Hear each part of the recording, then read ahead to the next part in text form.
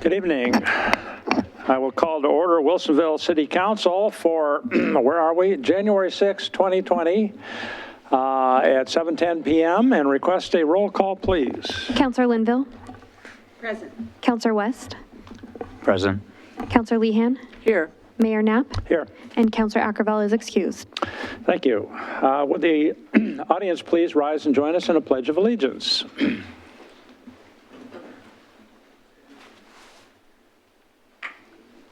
I pledge allegiance to the flag of the United States of America and to the republic for which it stands, one nation, under God, indivisible, with liberty and justice for all.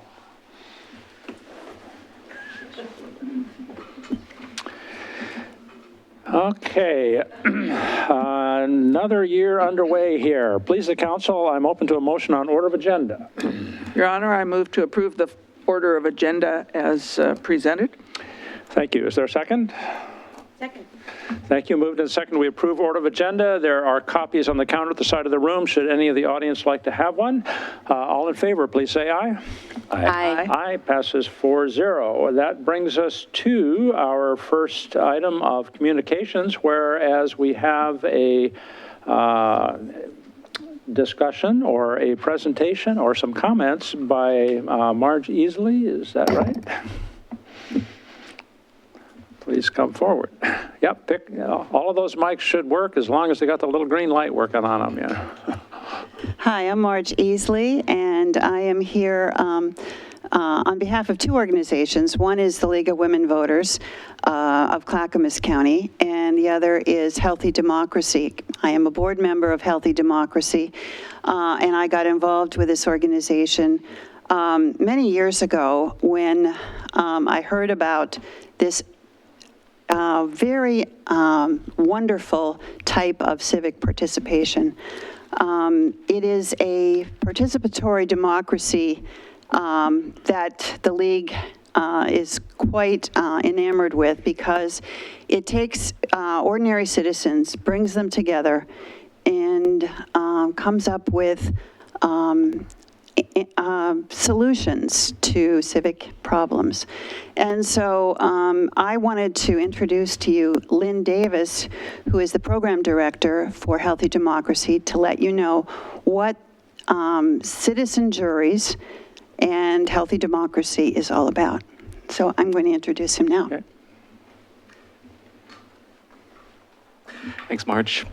And thanks to Mr. Mayor and councilors. I really appreciate the opportunity to be here. It's just going to be a 10-minute presentation, and we are a small democracy innovation nonprofit based in the Portland area, been in existence for about 10 years, and are about promoting, as Marge said, sort of alternative forms of public participation, which every city is concerned about. We read your introduction actually to folks who want to speak before council, which is awesome to have that, by the way. So this is sort of our standard presentation, and then we'll have a little opportunity for questions and follow up if anybody's interested in talking to us after the fact. So our current public participation processes, we feel like there are certain limitations that we can probably all see fairly readily. It's often the same folks in the room, often not reflective of the general public, often self-appointed or appointed by authorities, and that the processes themselves have some limitations too. They can be inefficient, ineffective at dealing with complex or divisive topics, often focus on debate over deliberation, and are rarely based on hard research. So we have sort of put together a slate of ideas that we present to cities on a regular basis of new approaches to democratic engagement. And these involve two things. It's addressing the people and the process. And I should say, first of all, we're a nonprofit. We're not a consulting firm. We're pitching an idea, not necessarily our services, though we do this. And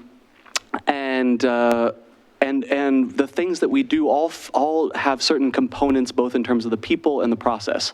In terms of the people, these are randomly selected folks So bringing new voices into the political process, reflective of the general public, a microcosm, I'll talk more about this in a second, and citizen panelists are paid. And we think that that selection process results in a certain inherent legitimacy for these programs, of which I'll be giving a couple examples here in just a second.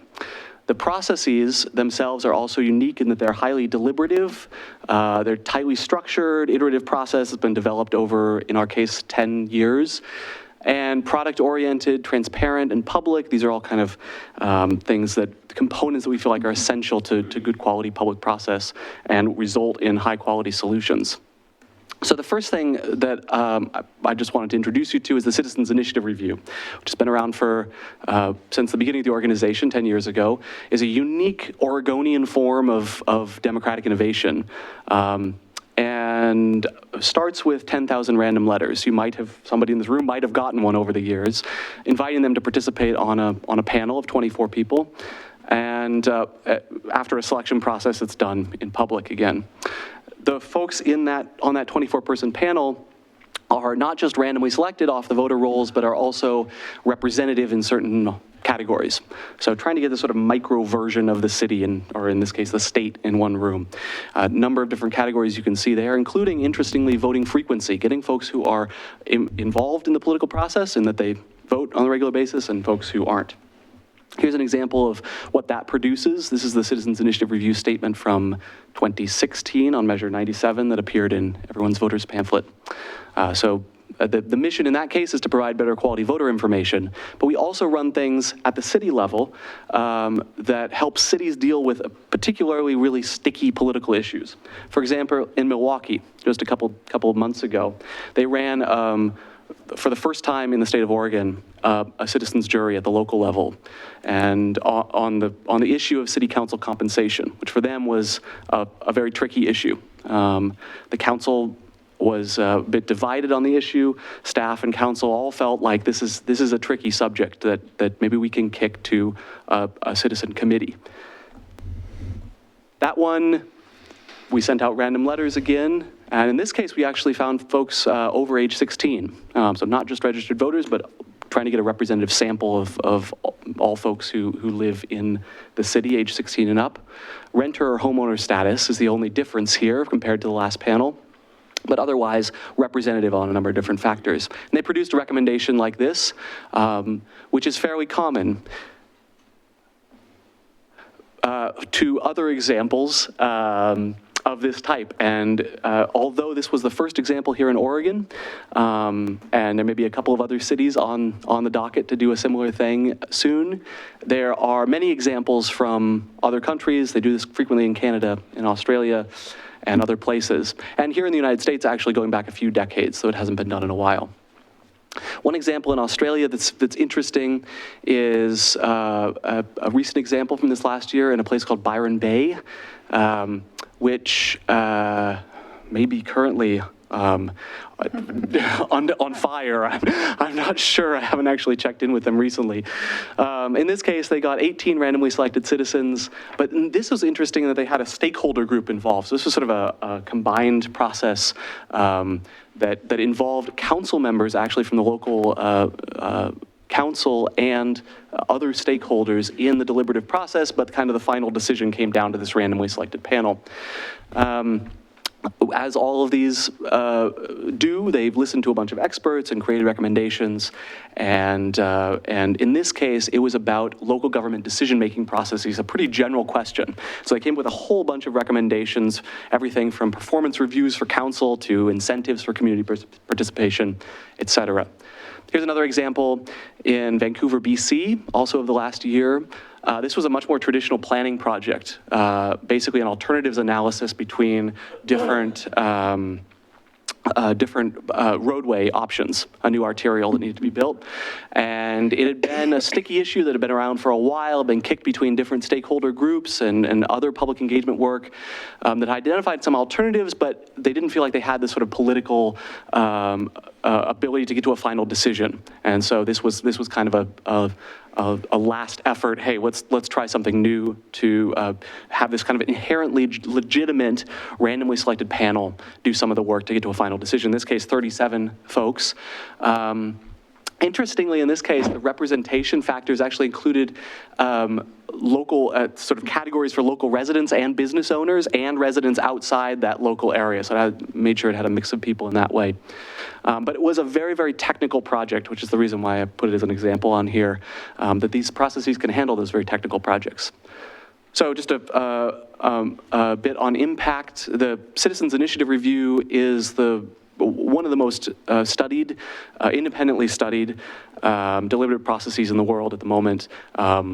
And some polling over the years has shown that these two percentages taken together, that's 40% of voters read the citizen statement, 60% of those find it helpful. If you put those two together, that's about a quarter of voters in the state of Oregon read these statements and find them helpful, which is quite a huge impact. I mean, 500,000 people in the state of Oregon. So we know that when this kind of thing is done, it reaches a lot of folks. But that's for voter information. It's a little bit slightly different context. What we can learn from that context, though, is that random panels, despite being random people, produce accurate and, in this case, comprehensive and readable results. They do their job very, very well. And that's really down to the quality of this new kind of public process that we wanted to introduce you to today. We also think that the benefits for these kind of processes go beyond the recommendations, both for panelists in the room and a broader culture of trust in a city. There's some new research that just came out actually showing that the impacts in terms of trust in government go far beyond the 24 panelists in the room to folks who weren't involved at all in the process, but just know that it existed. Know that I have the chance to be really personally, deeply involved in a policy issue. And there are citizens like me doing that right now and talking directly to city council has potentially a huge impact on other sort of trust-based issues.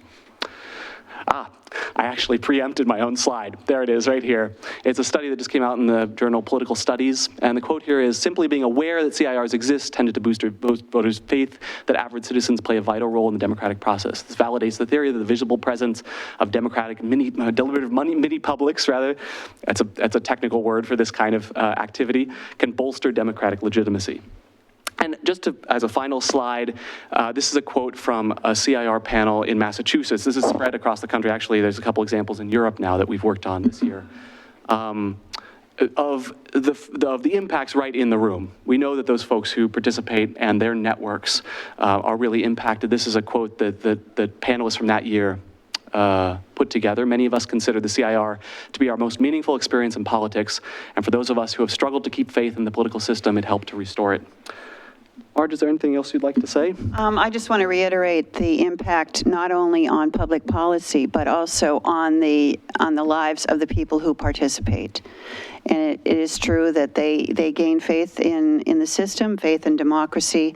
And I think that right now in our world, we really need more of that. And so this is an exciting program that I have gotten really behind, and the League of Women Voters has gotten really behind this, and we hope you will see the value in it. Thank you. And questions, we're happy to answer any questions. Council, any questions for our presenters? Councilor Linville. I was just wondering, it appears, what is the process for cities to get to your organization and then you to decide, oh, this is something that fits or it doesn't fit? Yeah, that's actually a great way of putting it. It is a mutual fit kind of thing. I mean, there's certain things that a city would need to guarantee. For example, that you, the decision makers, would take the result seriously, would issue a formal response at least, and provide some discussion time of the results at the very minimum. And also there is a little bit of staff time involved from the city perspective. We're also, I mean, we're a nonprofit, so we can't bankroll the thing ourselves. In the Milwaukee case, it was a pilot project, so that was totally grant funded, but that's not going to be sustainable in the long term. We'll need a buy-in from the city, as with any other public engagement process. That said, there may be some grant funding available to like leverage that towards some grant funding. Yeah, but I just, initial conversations. This is, part of our role is just an outreach. So we talk to planning commissions and city managers and elected officials and anybody who think, might be interested in exploring the possibility. I was wondering if you could give them an idea of the cost of the Milwaukee panel. Sure. Yeah, the Milwaukee panel, which was 4 days, a fairly straightforward question. I mean, lots of issues underneath that council compensation question, obviously, and budget impacts and everything, but a fairly defined question with 20 people, cost about $35,000 all told. And how are the panelists selected? Through a random mailing first. In this case, we chose random residential addresses in the city using the city's GIS database, and then sent letters to those addresses saying your household has been selected, and then selected folks then through this second public process who responded to that first mailing. Thank you. The process of choosing is quite a structured one, and it is a random selection, but it is very carefully selected. Yeah, it should be said, we actually are doing it with computer now. There's an open source computer program that helps us, because there's a bunch of different demographic categories that have to be selected at the same time that it is random. It's not, there's no humans involved actually at this stage.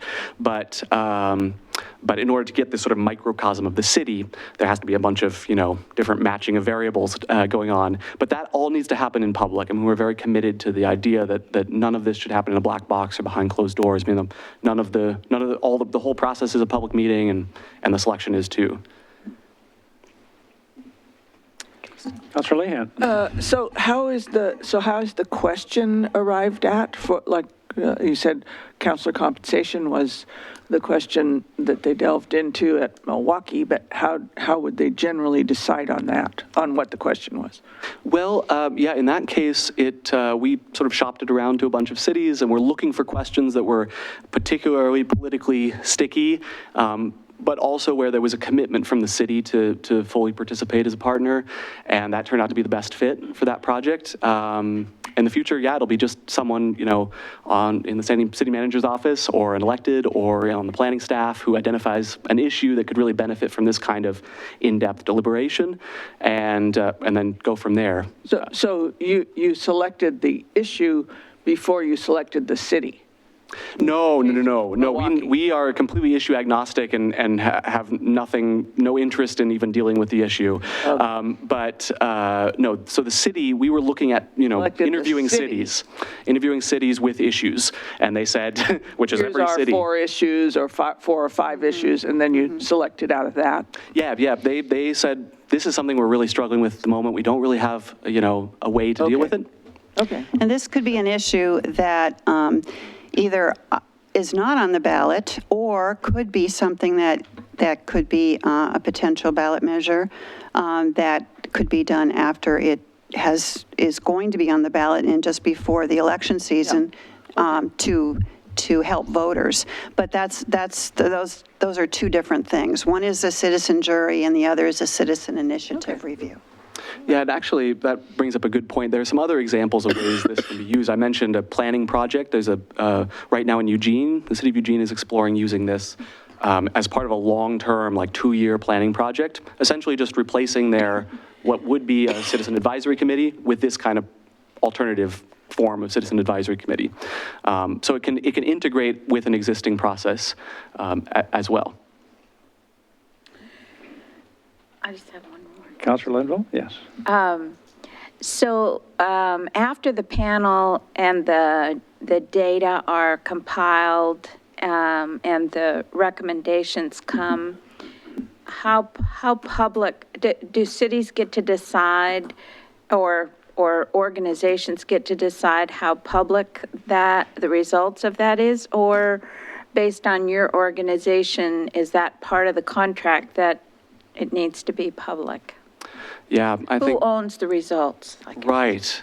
Well, really, we want want to set up a situation where the panelists, the citizen panelists, own the results. And the way it worked in Milwaukee is that a couple of panelists were chosen at random from the panel, and there was a special session of the city council in the evening of the last day of the citizens jury. And those panelists came, presented those majority recommendations, also answered a few questions about the experience of the panel. And then the city council is going to come back at a later day and discuss, as part of a normal city council meeting, what to do. But all of that, yes, all of that happened in public, and the results are on the city website. But the city is not obligated to, they can accept the recommendations, but they don't have to abide by them. It's just a recommendation. So I'd like to ask a couple of questions. Maybe I overlooked part, but I thought I understood at the outset you said the organization was 10 years old, and later then you said you have one example of a citizen jury. And then you started talking about Vancouver and Eugene and other things which didn't really seem to fit that profile, so maybe I didn't get really the scope of the organization or the origin of the... Sure. Or I mean, and so really 10 years and you have one functional example? Well, we've to done point to? I mean, many CIRs. The Citizens Initiative Reviews are the statewide ballot measure ones that we have done. So that we've only done one local, but our original program was to do statewide ballot measures.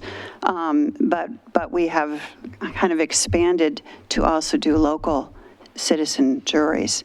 But you want to talk about the Jefferson Center was the, in Minnesota was where this concept was also adapted. And so we have taken some parts from the Jefferson Center, and they have done some of those citizen panels as well. Yeah, we're sort of an offshoot of another organization that existed going back to the 70s that did these kind of local citizen panels, including that one in Vancouver, for a long time. They're not doing them at the city level anymore, except for a few rare examples. So we've kind of taken up the mantle, even though for most of our 10-year history, we were strictly doing work at the state level. So doing work on these initiative reviews, which is a part of state law, was passed into law by the legislature in 2011 to do randomly selected panels doing reviews of ballot measures to produce information for the voters pamphlet. So that was our bread and butter for 9 years. And then now we're sort of, hey, can we apply that kind of principle to new contexts and look back down at the local level where so much of democracy happens? so I have a couple of mixed sort of reactions to things I've heard, which might not be unusual. I personally think that trust in local government is important to try to cultivate. And it seems to me that you could look at your organization as saying, well, you can't trust the city government here. We're independent. We're going to do this. And you need to, pay attention to us. And that concerns me if it's interpreted that way, because I think city government has the opportunity to cultivate many of the values that I hear you espousing if we pay attention. And I think that paying attention is important. So I happen to be proud of the fact that Wilsonville has developed expertise internally of using task force approach that we call it, which involves appointment of stakeholders and interested people across a range of perspectives, and finding a way to work through complicated problems and come out with a set of recommendations from a group in that process. And we find that those recommendations, having gone through that process, have a lot of staying power, a lot of durability, and seem to be helpful to the idea of local governance. So I'm all in favor of us not foregoing that expertise that we've worked so hard to develop over the past 10 years. And I also know from interactions with other cities that this is not how things work in many cities. And So having told you that little piece of our history, how would you react to what I've said about the relative merit of local government developing that skill and cultivating that trust versus going to an outside group? Well, I'll say that's a great point, and really the only way this is going to scale at all is if there's local expertise, and eventually, this kind of thing is happening within cities. So this is just another tool to add to the toolbox. That's all it is. And if there's the ability to generate local expertise within city staff to continue to do, expand upon what they're already doing and just add one more tool to the toolbox, fabulous. That's great. And it's not a substitute for any of those stakeholder involvement tools. As I mentioned, there are in fact some great examples of utilizing stakeholder-based work and just adding the added component of this sort of random representative sample to that. So not substituting for stakeholder work, which is vital. In fact, on many of these issues, there are stakeholders who need to be either at the table or presenting to the committee. But it doesn't take away from the fact that a random representative sample of everyday people is different, usually in composition, than who volunteers for a committee as usual. So can provide a layer of sort of legitimacy or political cover, and depending on how you want to look at it, that other sort of tools don't have in the toolbox. Just add something to it. And I wanted to add, we didn't talk a little bit about the process of the jury. It's a 4-day process usually, and it's quite intensive. But it is like a jury in which experts are brought in, both if it's a pro-con situation, pro-experts, con experts, and independent experts. And so they have these stakeholders, if they are stakeholders, come in, present their information. It's not just the people in the room that are taking in this information. This is a really rigorous process of gathering information, and then they take that information. They do values assessments and do quite a lot of small group work. It's really a phenomenal process to watch. Thanks. Yeah, I think that's actually worth mentioning, is that we spend a lot of time talking about the selection process, which is the really unique thing to this. Mm-hmm. But from looking from the outside, but what we spend 95+% of our time working on is the in-room sort of making those mechanics of that kind of deliberative process work as efficiently and effectively and fairly as possible.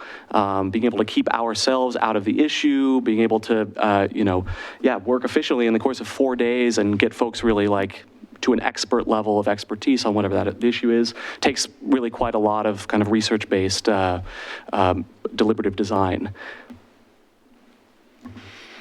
Okay, well, thank you so much. Very thought-provoking information. Thanks very much, appreciate it.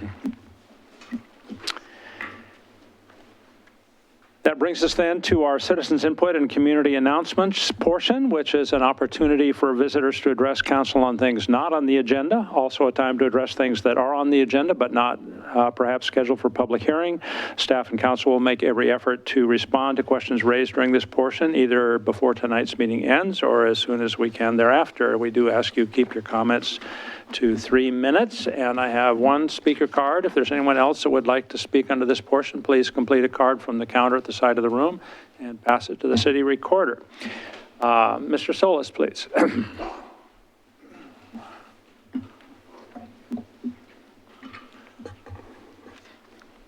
Good evening. Mayor and council members. My name is Paul Souls. I live off Meadows Loop here in Wilsonville, and I commute by bike quite often. I've put 1,700 miles on my bike this year between March and December 31st. And I wanted to bring to the council's attention some things I've seen in the last few months. Could you pull that mic close to your face, please? That would help. Sorry. Yeah. Is that better? Yes. And I wanted to bring to the council's attention and to the city manager Cosgrove's attention some issues that I have. One is bike lane safety. I've noticed some bike lanes lately in the last 2 or 3 weeks that need cleaning desperately, especially between Day Road and Basalt Parkway on Graham's Ferry. Both lanes going north and southbound have a lot of gravel in them, and it's forcing me to go out beyond the white line at times to go out into traffic. And it's, I posted a note on the city's website, bringing to the attention, and on the website it says I'd be notified back within about 24 hours or 1 business day, and I've not heard from anybody yet about whether it's going to be taken care of. When did you do that? Thursday morning. And the other thing I'd like to bring to the council's attention is that I've been seeing pedestrians and cyclists both walking down major thoroughfares in very dark clothing, no lights, and it's putting themselves in danger and putting cars in jeopardy of hitting them. And I'd like to see if we can talk to the police department and see if they can do some more patrols between, usually about the time between 5 and 7 o'clock, where I see most of that, and see if they can maybe bring it to their attention or maybe do some kind of public announcement through the newspaper stating to the people, hey, it's dark out. It's really hard for people to see if you're wearing dark clothes. Try to wear brighter clothes. Bicyclists, try to make sure you have proper lights on. It's a law. Because it's not going to take much for one little accident to happen and someone's death is going to result from that. So I'd like to see something, publicly said to people. So that's Okay. basically all I had. Can you repeat for us, where's the gravel problem you said on Graham's between Day, Between Day Road and Basalt Parkway, the new street, on Boone's Ferry, on Graham's Ferry. on Graham's Ferry? Graham's Ferry Road. Between Day and Basalt Parkway, that's not even in the city, is it? I'm just writing down so I can figure it out. I think that's county jurisdiction, not city I think you're- jurisdiction. I think you're To right. take care of that, if I'm understanding correctly It's where you're Washington at. County. Okay, is it? Because it's like, I was under the impression it might have been in Wilsonville, so that's why. Do we have any way of coordinating with county if that's the case? Yes, yeah. Yeah, because there's a lot of pea gravel and loose gravel. A lot of Looks like trucks it's being that have off contributed to that problem. off the dump trucks. Heavily trafficked. I'll follow up for you though. Yeah, could you please? Because it's putting me in danger, and I don't like having cars come that close to me. And we don't have anybody from our Boone's Ferry Messenger group here tonight. Is there someplace Have I we could- done an article on Yes. pedestrian and bike safety Yeah. recently, or? In the January BFM, Okay. the chief identified a lot of these I issues. haven't seen that. I haven't seen that And issue. there's also a campaign called Be Safe, Be Seen that our police department sends out regular reminders, but it doesn't hurt to continually remind Yeah, people that it's if you're just out like- there dressed like a ninja, Yeah. the odds of people are going I to see brought them this not up good. because my wife, my girlfriend almost hit somebody the other day. The I'll see person you, was wearing Brian. all black at an intersection, walked out, and she didn't see him, and she has very bright headlights on her car, and he had black shoes, black pants, black jacket, black hat, and he was like basically invisible. Well, I think we've all had experiences where we are suddenly surprised by Yeah. people, and it seems that there's a lot of people that are just not cognizant of Yeah, what they have to since I do live to by be the high school, I see visible. that quite often, especially with kids and adults walking, because it's a heavily trafficked area. It's an issue everywhere, but It is, it constant is. reminders for But folks. it's like, that's why I wanted to try to have a public forum where hopefully people, can see it and, maybe bring their attention to it. Councilor Lehan had a, Yeah, I just wanted to ask, we don't have law enforcement here tonight, but I know they frequently pass out safety things, certainly to kids, helmets and whatnot. Yeah.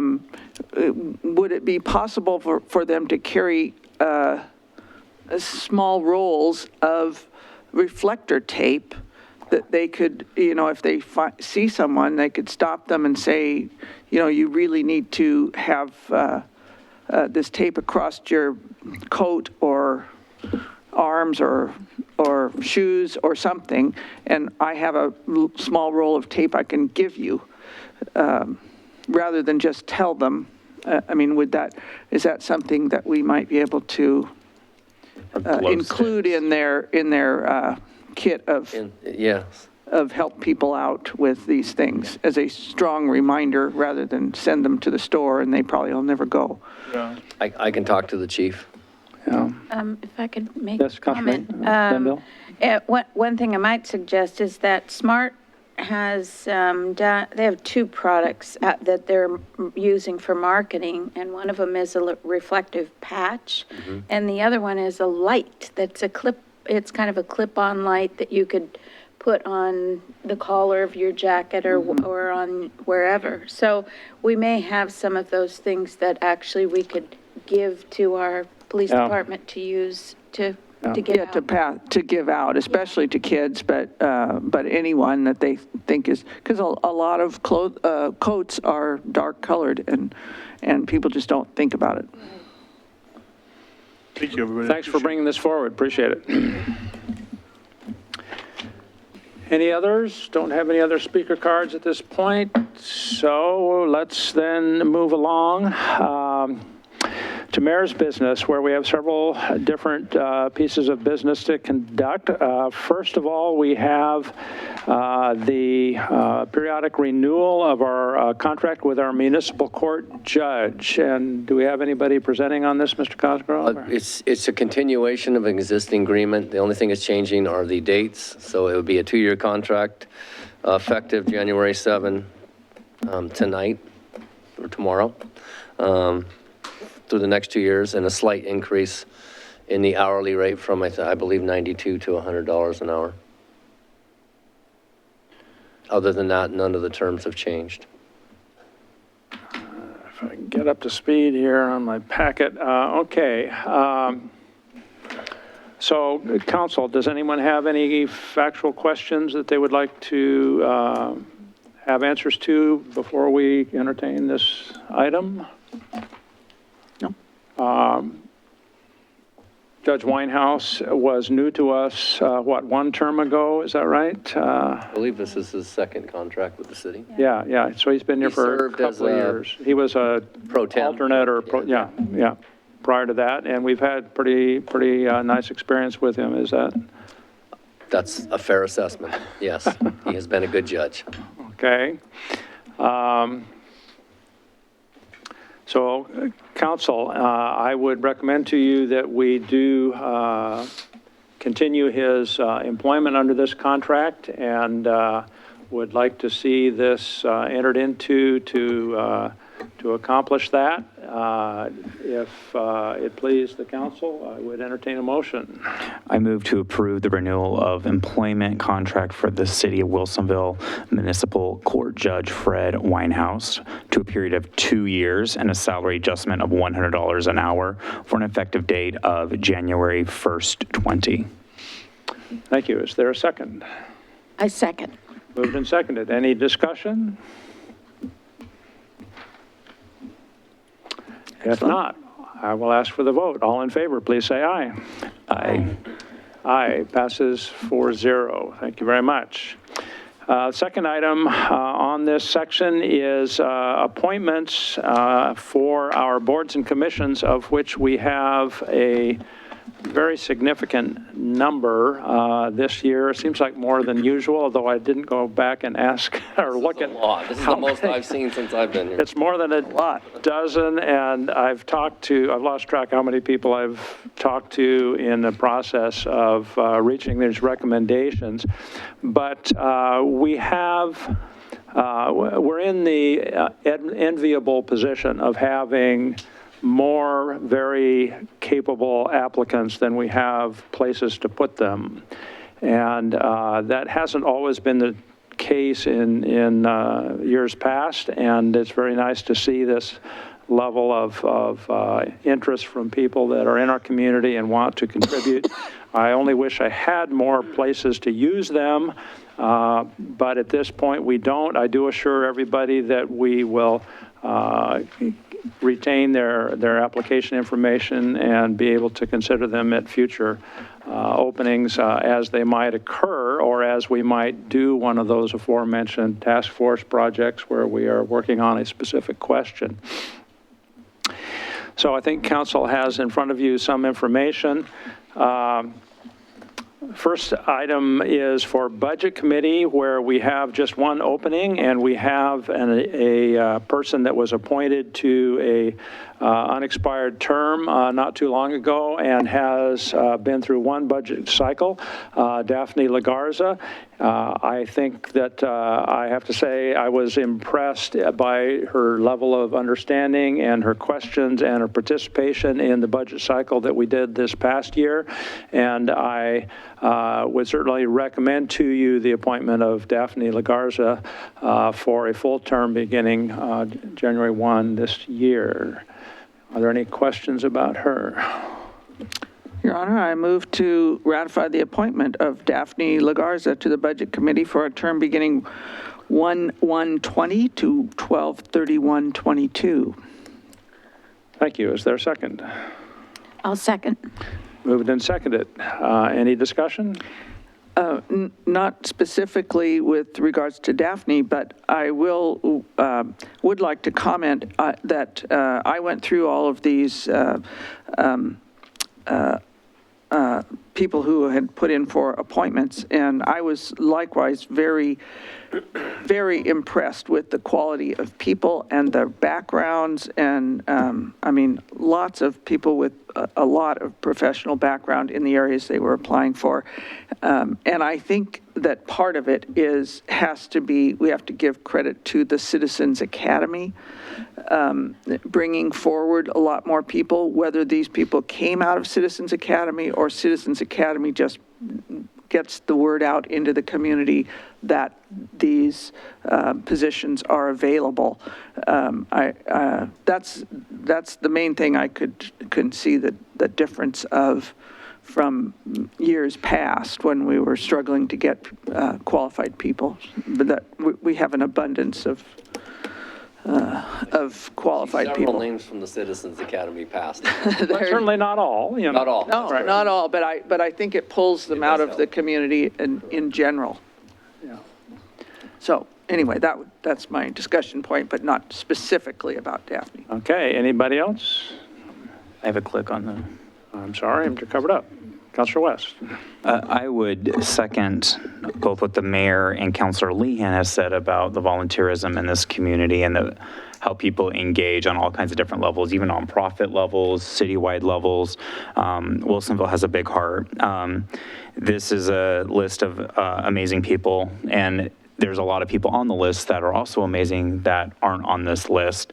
Some of them are even qualified or as finalists for a position up here, but they aren't on this list, and some of them are. So it's very diverse. And I hope we continue to see people engage in their city government and in their community, and to continue to apply even if they didn't make it this round, because their input is valued, and we look forward to utilizing their talents in the future. And there will be future opportunities. Thank you. If nothing further, I'll ask for the vote on this motion for Daphne Lagarza for term on Budget Committee. All in favor, please say aye. Aye. Aye. Passes 4-0. Thank you. That brings us then to Development Review Board, Panel A. We have two new people. Let me see here if I get this right.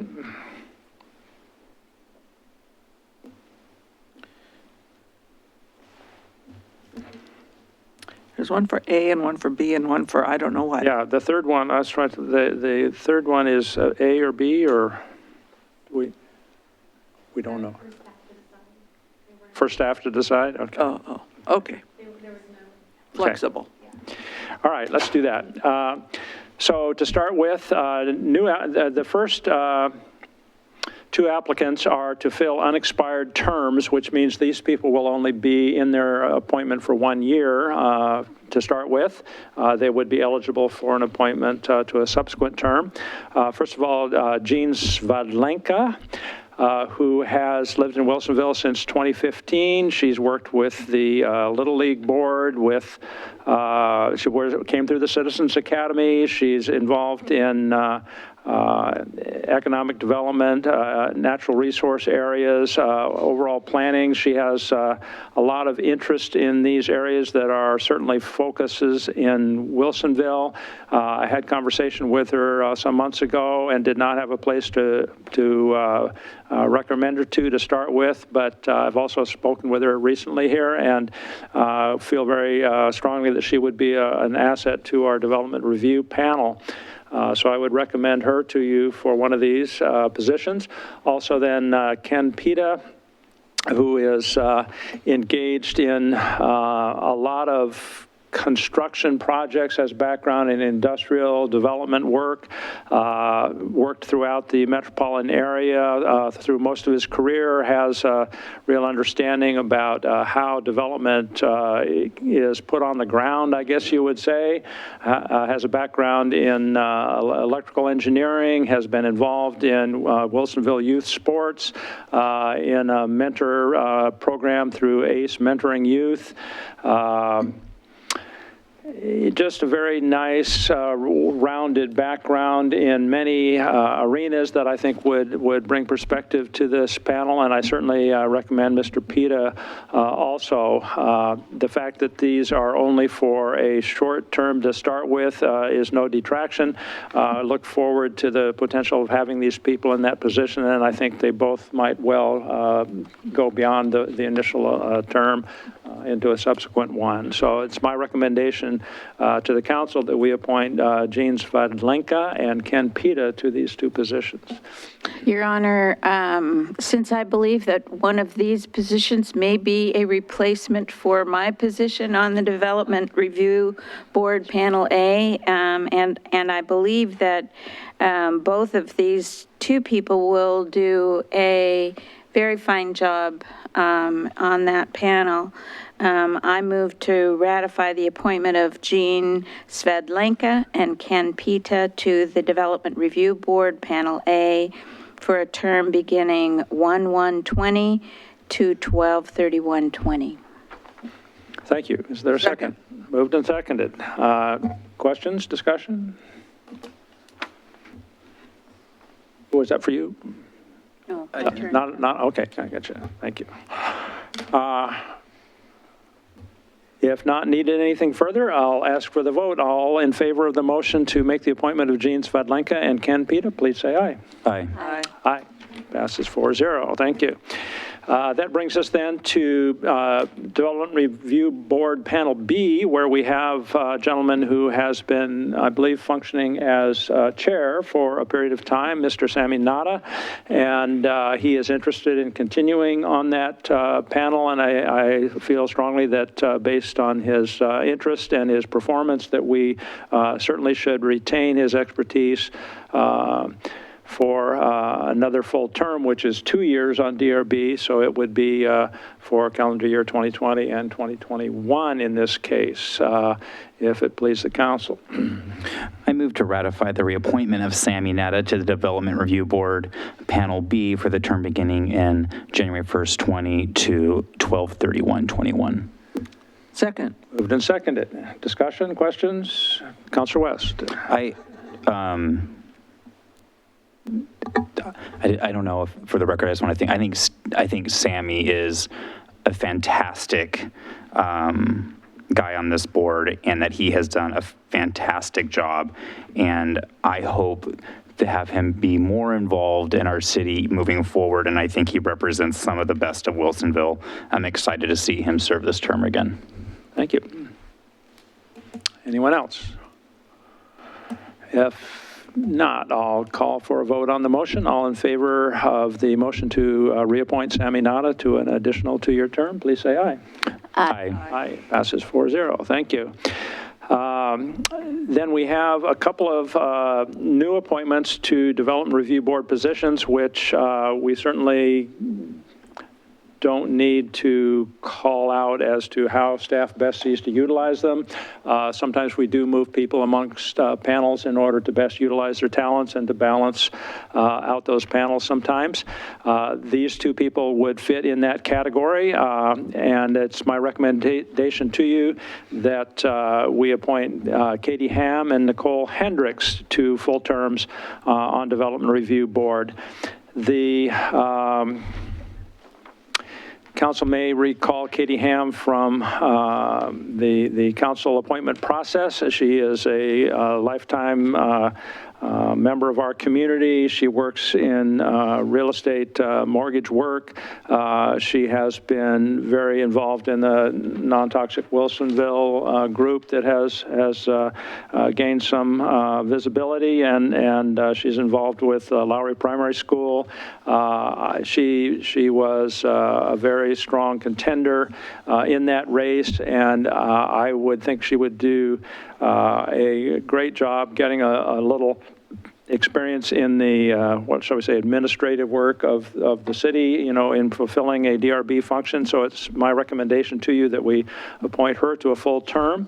The second of these two people is Nicole Hendricks, who you may recall was an employee of our Smart Transit Department until recently when the city of Tigard stole her away to work in an administrative position. She started out as a intern with our city and has done some great work, and I know that Dwight has valued her contribution to SMART through a couple of years. She is a resident of our community here, and even though working in Tigard, she wants to maintain some participation in the community, and she came forward and asked if we would consider her for a position on DRB. She is broadening, I guess I would say, her areas of understanding and expertise, both in her work professionally and in the request to participate in these processes. I think she would be a very strong person also to have on the DRB, and I recommend Nicole Hendricks to you for that purpose. And each of these two appointments would be for a similar 2-year term. Your Honor, I move to ratify the appointment of Katie Ham and Nicole Hendricks to the Development Review Board for a term beginning 1/1/20 to 12/31/21. Is there a second? I second. Moved and seconded. Thank you very much. Questions? Councilor West. I have a process question. When we're going through this process and you have candidates that had applied for multiple times, and Katie, you saw her in as you stated, in the finalists for here on the council, does everybody interview or does not everybody interview? How does that process work? And when you're going through this? Well, from the practical process, my time being difficult to come by, I've tried to interview people that unless I have talked to them within recent memory, and I have a current recollection of those discussions, then I try to interview them newly. Okay. So in this case, Ms. Ham, I did not re-interview. You didn't re-interview because you had just interviewed her. Because I just had interviewed her Okay. recently. That was your question. That was my question, yeah, how that works, or if you have to re-interview everybody every time, or how you do it, I'm just curious. There's no, that's how I do it. There's no protocol prescribed, yeah. Okay, cool. That's my question, I was just curious about that.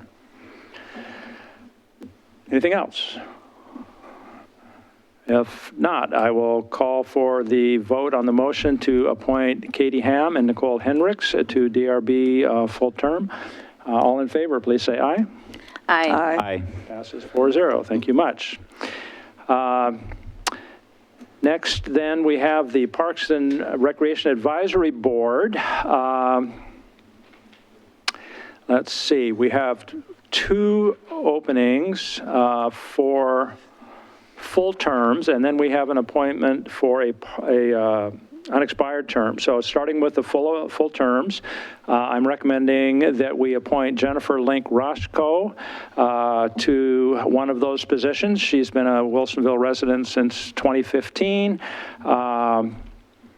She has a younger child, has, been a frequent and intensive user of Parks and Rec facilities, and has perspective of a family person with younger kids. And I think it's important that we have that perspective represented on our Parks Board. Her professional experiences in as a business development manager and a sales manager, those kinds of things, where she has some 30 years with a private sector company involved in producing and selling building materials that are part of almost every type of construction project that goes on.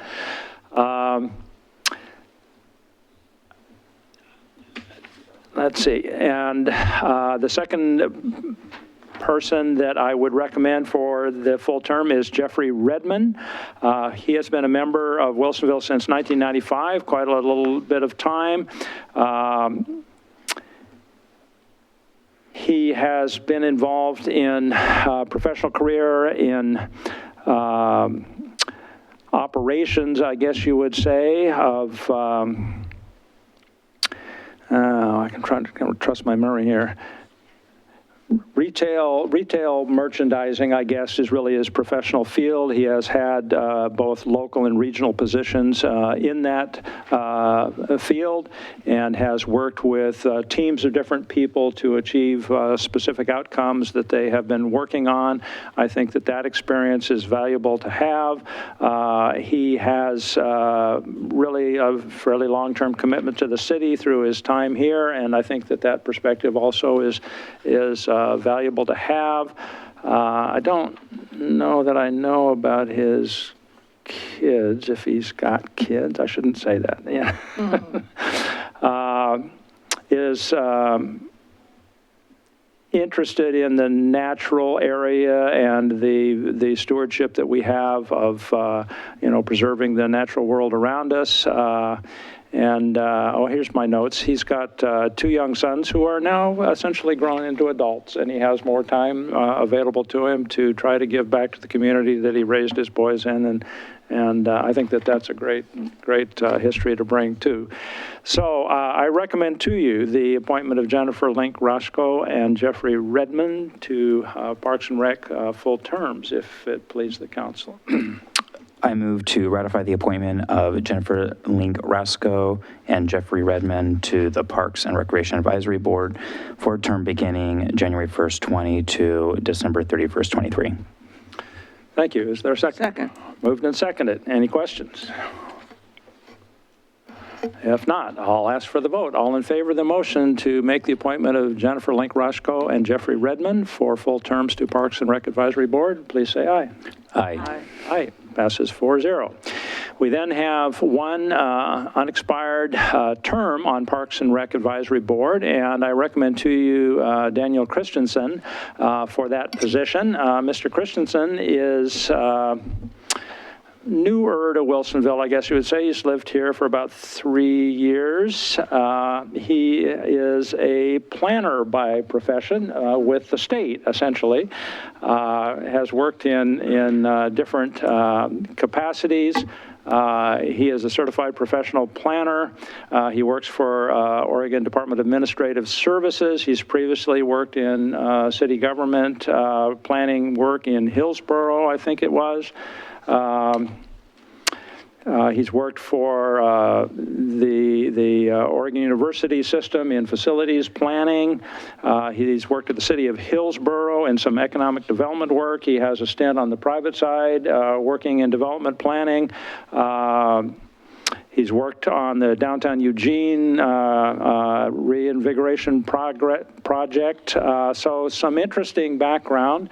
Has an interest in parks and how recreational facilities help round out the community. I think he would be a great addition to our Parks and Rec Advisory Board, perhaps especially in a year in which Parks and Rec are looking at how to talk about a bond potential, and then if the the decision is made to go forward with a bond, then does the community learn about that and respond to that? So I think that would be a great addition to our Parks and Rec Advisory Board also. The unexpired term is just for 1 year, this calendar year through December 31 of 20. And that's what we have available for him at the moment. Your Honor, I move to ratify the appointment of Daniel Christensen to the Parks and Recreation Advisory Board for a term beginning 1/1/20 to 12/31/20. Second. Moved and seconded. Any question? Discussion? If not, I'll ask for the vote. All in favor of the motion to appoint Daniel Christensen for a 1-year unexpired term on Parks and Rec Advisory, please say aye. Aye. Aye, passes 4-0. Thank you. We're getting through this stuff. This is more appointments than we usually have. Planning Commission. We have, first of all, we have a gentleman that's been on planning and is eligible for an additional term, and I think it would be very helpful if we retain his expertise. Mr. Cameron Mesbah came to us out of the Midwest. I'm trying to think where. Minnesota? I was thinking Wisconsin, Minnesota, Michigan? but Madison. Madison, There was Wisconsin. an M in there. But he has a whole career in working in urban planning and has a great way of working with people, and I'm very impressed by the work I've seen him doing and discussions that I've had with him. He brings a professional perspective to our planning that I think is helpful. The fact that it's not necessarily local, I think, brings a little different slant on things, and I appreciate having that perspective, as we have planning discussions. So he is interested in continuing, and I heartily recommend to you the reappointment of Cameron Mesbah to an additional term on Planning Commission. Your Honor, I move to ratify the reappointment of Cameron Mesbah to the Planning Commission for a term beginning 1/1/20 to 12/31/23. I'll second. Moved and seconded. Any question or discussion? I spend a little bit of my time watching the Planning Commission meetings, although I don't attend them personally, but I do. And I have been impressed that Cameron Mesbah has, in his contributions to the discussions, but also to his approach of transparency and community involvement. And I think he is committed to both of those, as well as bringing the expertise to the commission. And so I would really agree and support his reappointment. Thank you. Councilor West. I have witnessed the same thing when watching the videos of the Planning Commission, and I noticed that not only is he highly intelligent and thoughtful, but he has the respect of the other commissioners on that commission. And even though you may see a varying kind of a varying approach and opinions and how to approach different topics and issues, I think that he is somewhat calming in his approach and settling, and he brings a lot of wisdom to that council, and I think we are also lucky to have him. I've enjoyed every conversation I've had with him and found it insightful, so I think we are lucky to have him for another term.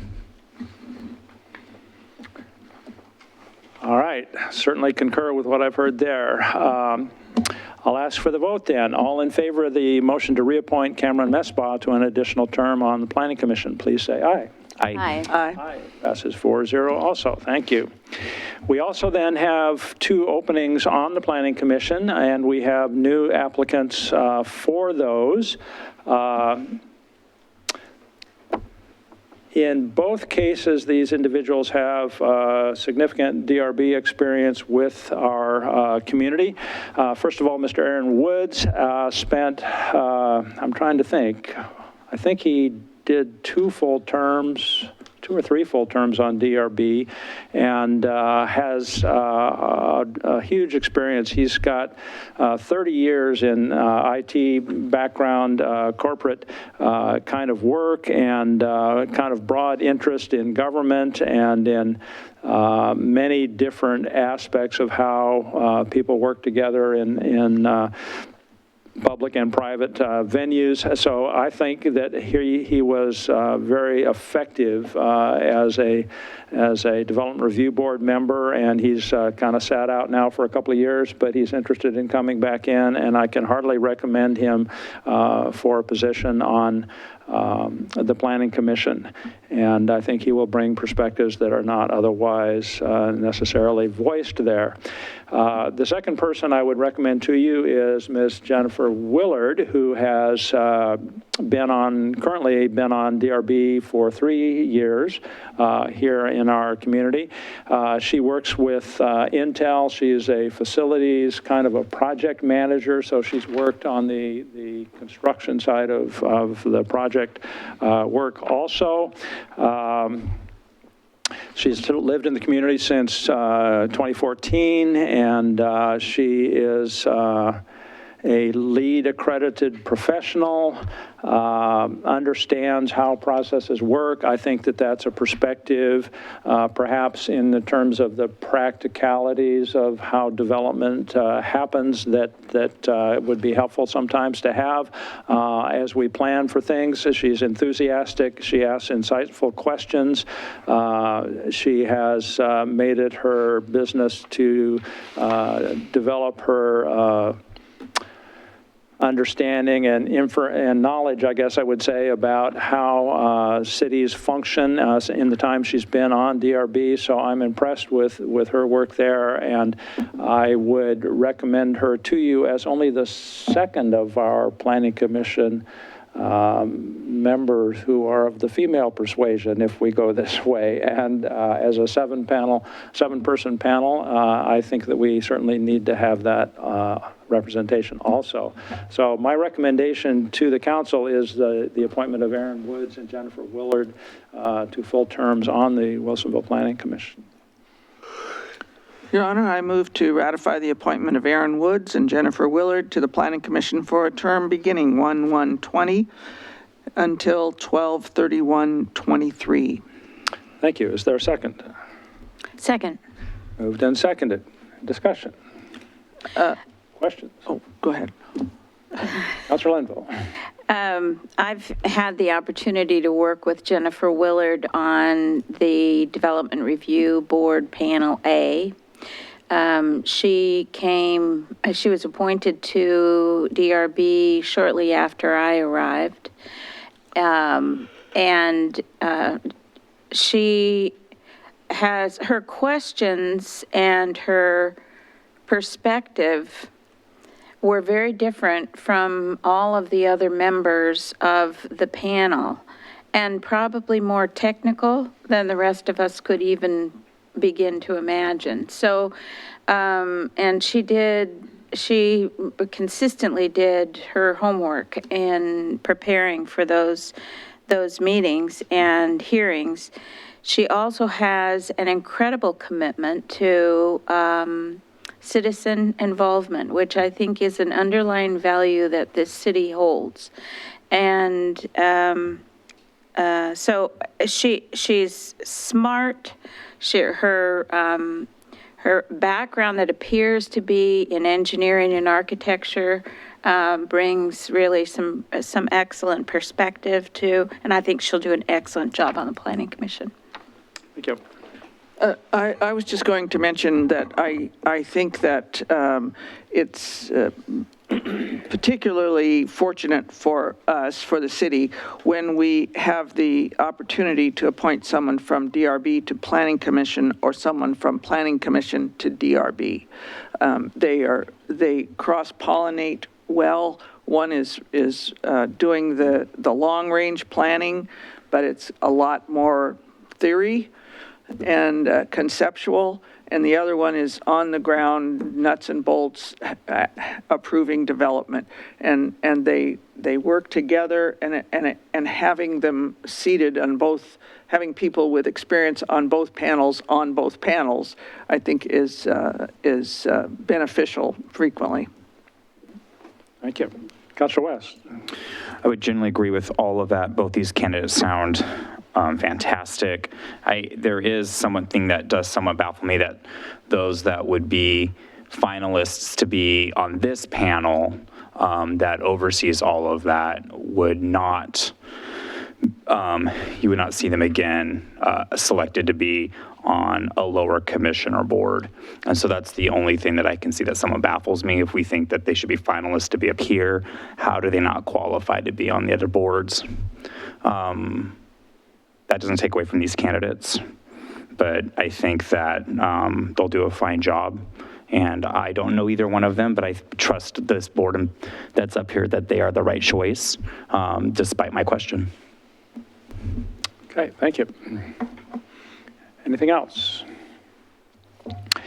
If not, then I've lost track. Would you get the motion? We have the motion. We have the motion, Motion, okay. second.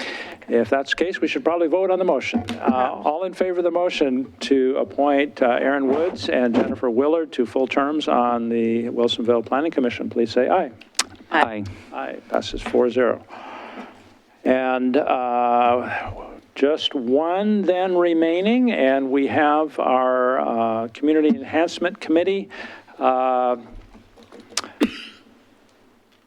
It is a, low-intensity group. It doesn't meet that many times through the year, but it is doing some nice work, and it's very important that we have people looking at these community enhancement projects. I recommend to you Amy Day, who is a relatively new person to Wilsonville. She has a very interesting background, comes out of Southern California, worked for years in management in the, entertainment industry, the studios, Disney, I mean, some different things like that. She was involved, though, with the administration kind of some of those operations, specifically in healthcare administration within some of those organizations. So she has got a broad and very active career. She seems like a very sharp lady. In the discussions we had, I was impressed with her, and I think that breadth of her background will bring perspective to our Community Enhancement Committee that will benefit all of us. So I recommend to you the appointment of Amy Day to the Wilsonville Metro Community Enhancement Committee. Again, this is an unexpired, is that right? Unexpired term? It's a replacement, isn't it? A replacement for one of the members. Yeah, we had a resignation, but it just goes through June, is that right, Kim? It's not a year-end, it's not a year-end. Okay. All right, so the dates, I think, on our notes are then correct, from 1/1/20 through 6/30/21. So it's a year and a half, essentially, remaining in that term. That's my recommendation.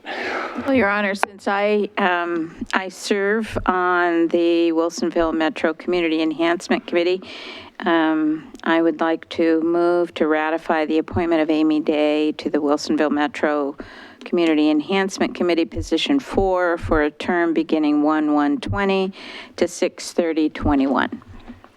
Thank you. Is there a second? Second. Moved and seconded. Questions?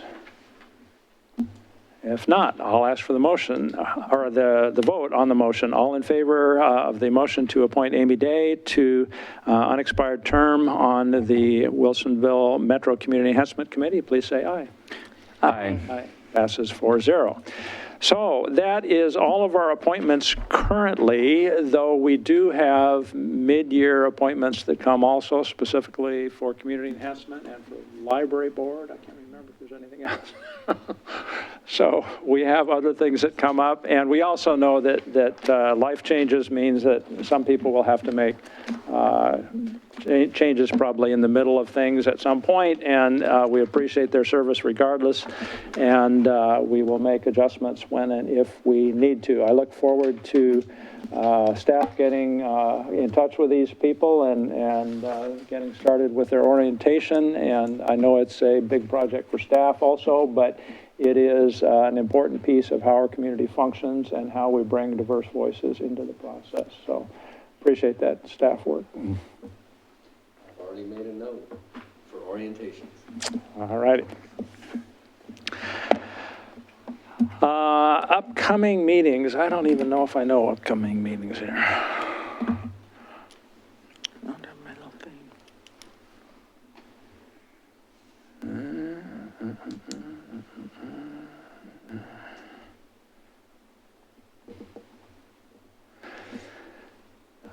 What do we have upcoming? First meeting of the year for the Metropolitan Mayors Consortium and the Greater Portland, Inc. Small Cities Group coming up this week.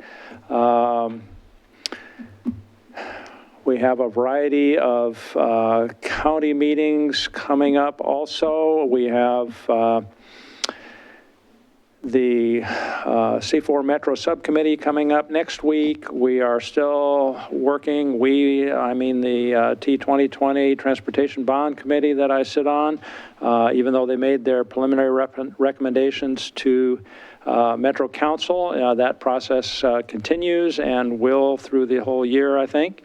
We have our first Citizens Academy of the year coming up this coming Thursday, and I believe all the council has a chance to say a few words in that process. So hopefully, if you're able to participate, you have Thursday the 16th on your calendar, and I will join you there, and we will talk to the people who want to know more about how government works. Very engaged group, so. That's good. That's good. We got a couple dozen people? There's 24. 24? Yeah. Okay, that sounds great. All right, that will be enough then from mayor's business. How about some councilor business? We're missing Council President Ackervall this month, but Councilor Lehan, maybe you would lead off. Actually, I don't have anything on my list tonight, other than I hope that everyone is having a happy new year and looking forward to a productive year ahead. Thank you. Councilor West. I don't have much either. I'm glad to be back in the United States and had a great holiday with the family over Christmas and New Year's. And looking forward to what 2020 is going to bring all of us. And we have some really exciting things happening in Wilsonville over the year. So yeah, have a good year, be good neighbors, be nice to each other, and let's just go get her done and have a good year. All right, thank you. Councilor Linville. First of all, I wanted to publicly congratulate our City Public Works Director, Delora Kerber, who received, and this was an article that was in the most recent Boone's Ferry Messenger. She's the recipient of the 2019 William A. Bowes Award, which is the highest award given by the Oregon chapter of the American Public Works Association.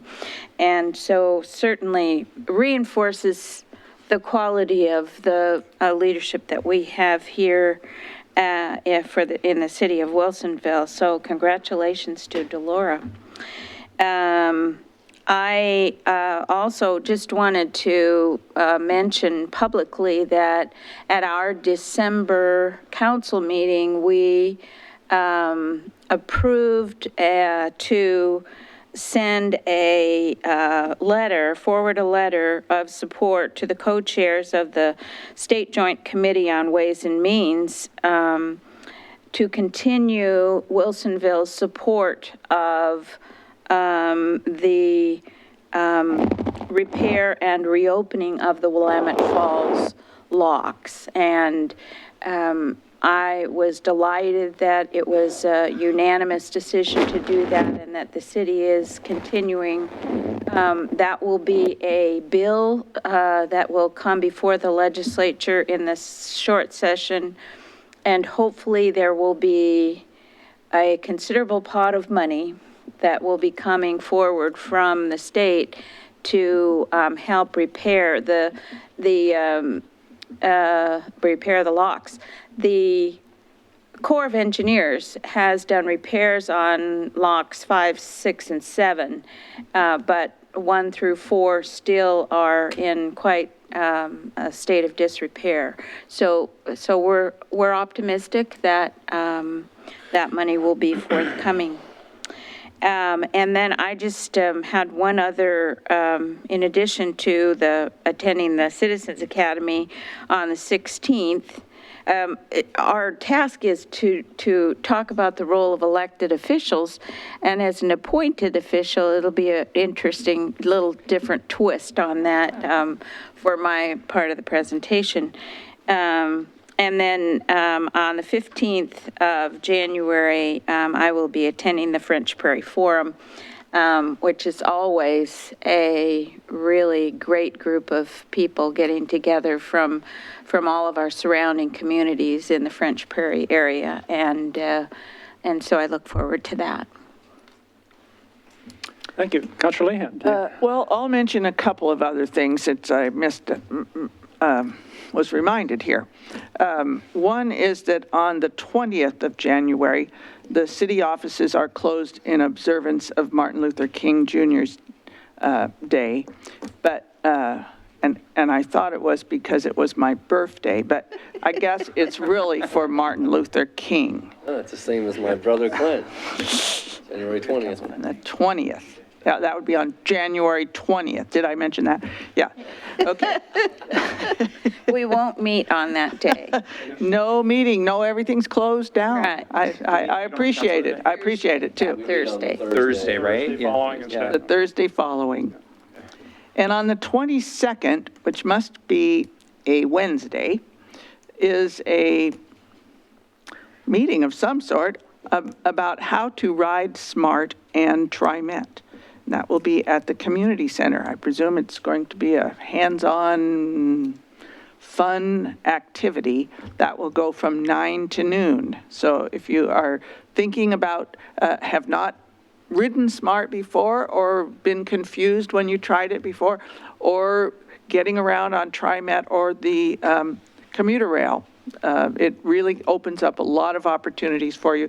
Stop in between 9 and noon on the 22nd, and you'll get all the information you need in a non-threatening situation, as opposed to just get on the bus and I don't know what I'm going to do. That's at the community center. Yeah, at the community center here. So those were just a couple things I thought I would mention.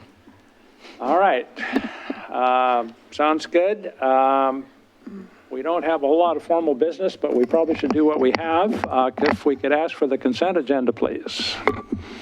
Resolution number 2784, resolution of the City of Wilsonville adopting the intergovernmental agreement between the City of Wilsonville and other governmental agencies who are members of the Managing Oregon Resources Efficiently Assistance Agreement. Thank you. Council, is there a motion on the consent agenda? Your Honor, I move to approve the consent agenda. Thank you. Is there a second? Second. Okay, we have a motion and a second to approve consent agenda. One item as has been read. All in favor, please say aye. Aye. Aye. Passes 4-0. Bringing us to city manager business. Happy New Year. That's all I have.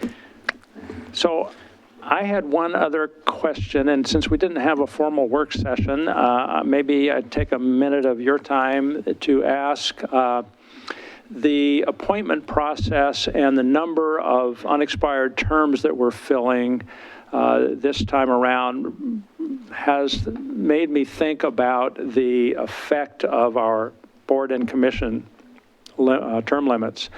In some cases, we have a situation where we have a 3-year term or a 4-year term, and if a person is elected or not appointed to fill a one-year unexpired term, the way that we're currently structured, the effect would be that that 1 year is, counts as a full term, or it prohibits the person from having more than one other term, even though it's only 1 year. It kind of seems to me like we're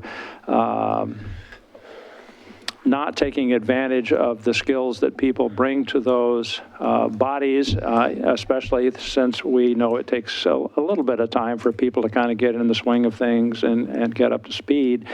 And I wonder if that rule, which is a council resolution, kind of a rule that could be altered, might be something that council and the staff might consider. And my proposal would be that we consider the possibility of a rule something like, if your unexpired term is less than equal to or less than half of whatever a full term is, that it would not count against the opportunity for subsequent terms. So that if you had a 3-year term and you were appointed to 1 year, then you could only be eligible for one more 3-year term if there was a 2-term limit, but that anything a year and a half or less would not count against that, so that it would not go by so quickly. People, as they gain expertise and experience on a board and commission, might have the opportunity to benefit the community by staying a little longer. If that were of interest to the council, we could ask staff to sort of survey what made sense or what the alternatives might be on how to do that. I'm just offering this to the council as something that maybe we should ask staff to look at and bring back to us, or a couple of options, or what they would recommend if they prefer.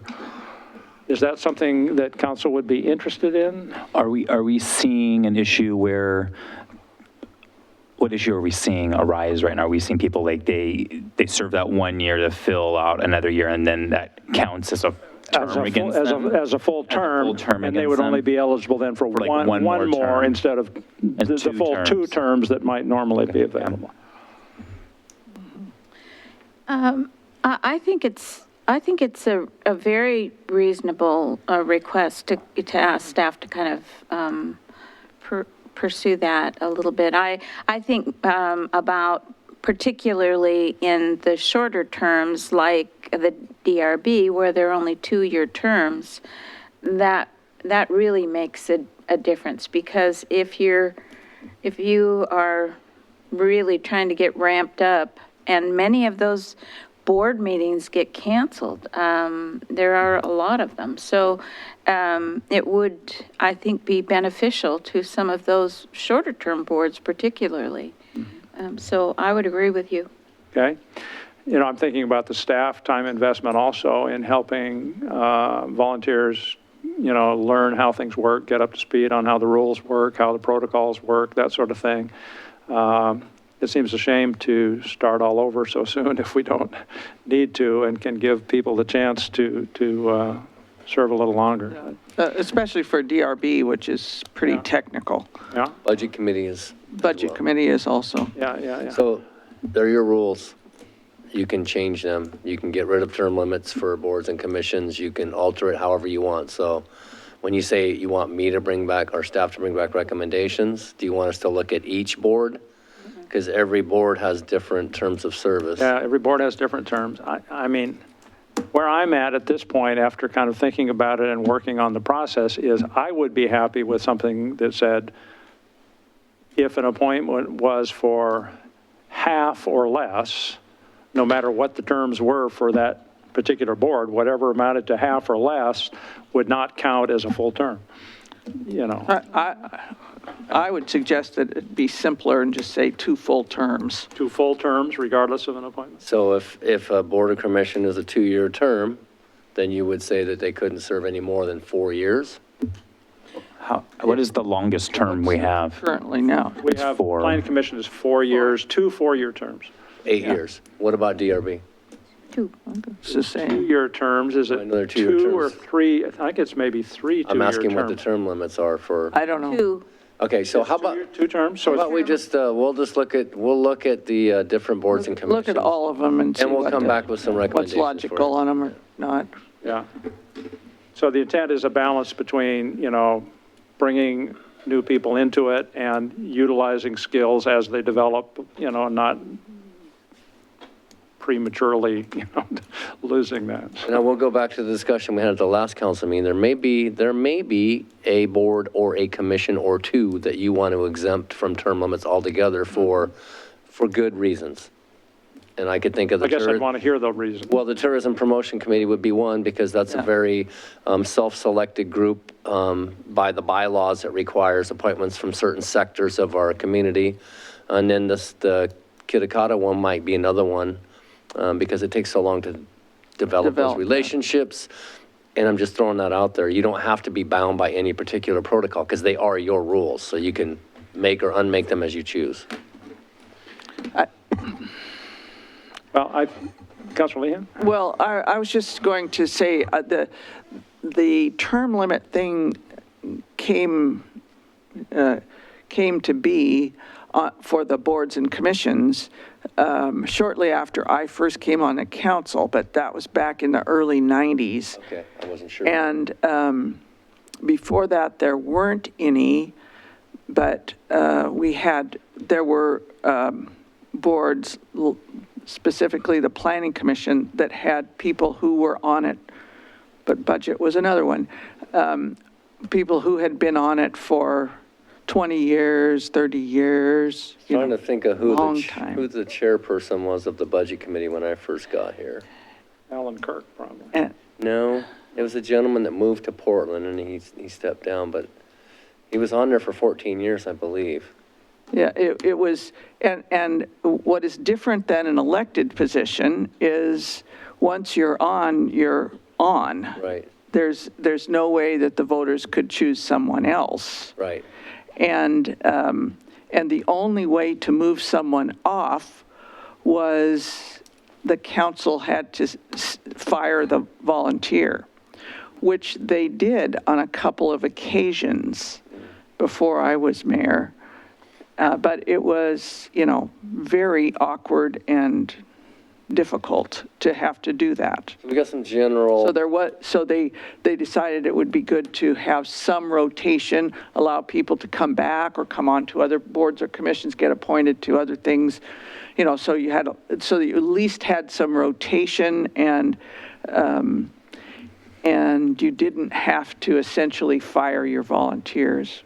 It makes some sense, and also if you have a changeover in mayor, because the charter gives the mayor the ability to appoint with council consent, so there's also that aspect of it as well. Yeah, and we mentioned earlier how it's helpful to have people with experience in more than one area, and in some ways, you're encouraging people to, move through some of those different functional areas.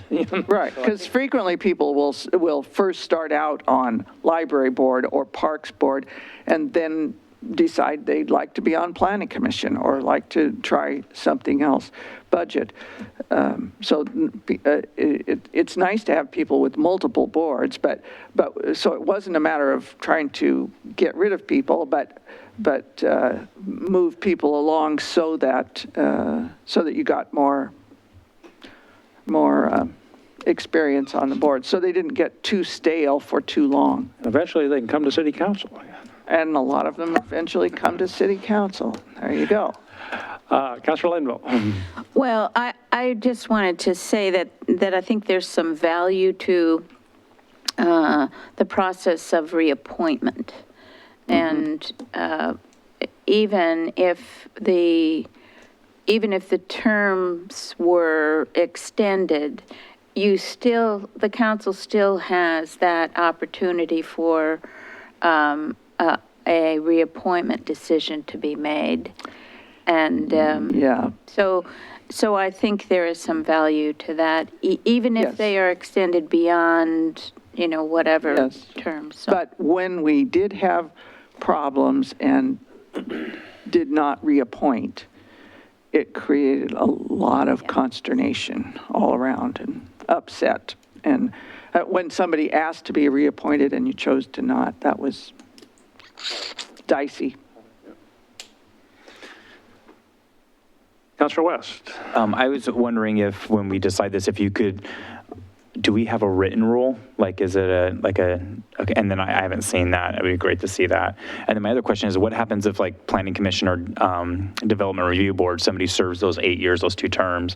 Can they never serve again on those? Or do they have to take a term off? They just have to Take a sit term off. out a one term. One term, okay. You know, they could, or they, I don't even know if they could, I mean, if you just completed one board, you know, couldn't you apply almost immediately for a different board? Or, I mean, but from a practical standpoint, you know, probably a year or 2 out. And It's only particular to the board you were serving on. Yeah. So Paul Bond is an example of someone who sat out a couple terms and then came back to the budget committee. that's true. Is that how Postma did Development Review Board, and then he did termed out, and then now terming out, and, Put him directly on to.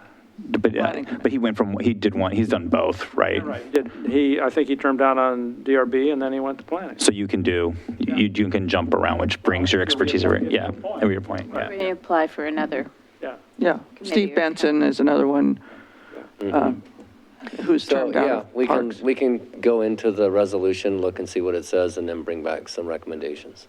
And so there are a few pros and cons, but I'm just kind of expressing, you know, concern that we're not maybe utilizing our resources as effectively as we might, I guess. Is there any, Our people resources. Is there any time frame that you feel like this is important to get back to you?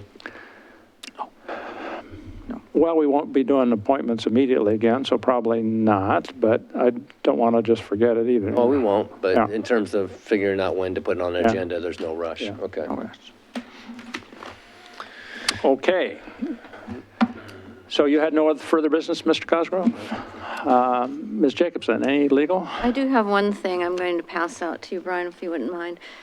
Stephen Madcourt, County Council, contacted me, and the Secretary of State is going to come to the county to do a training for elected officials and staff with the upcoming elections on what public officials should and should not be doing during elections.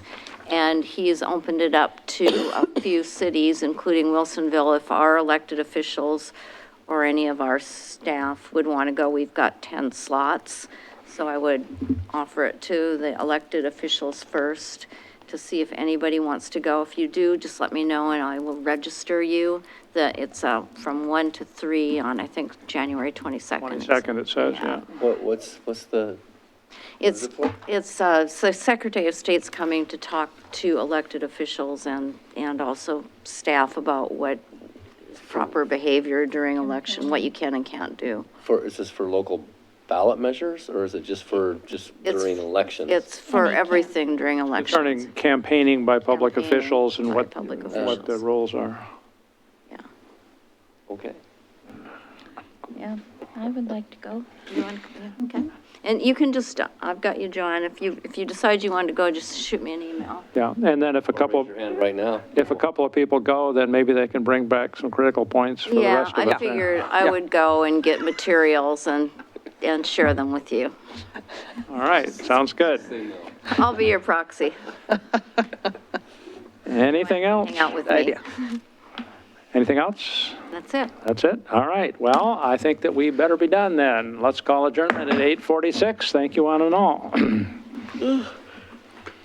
Okay. Anytime soon?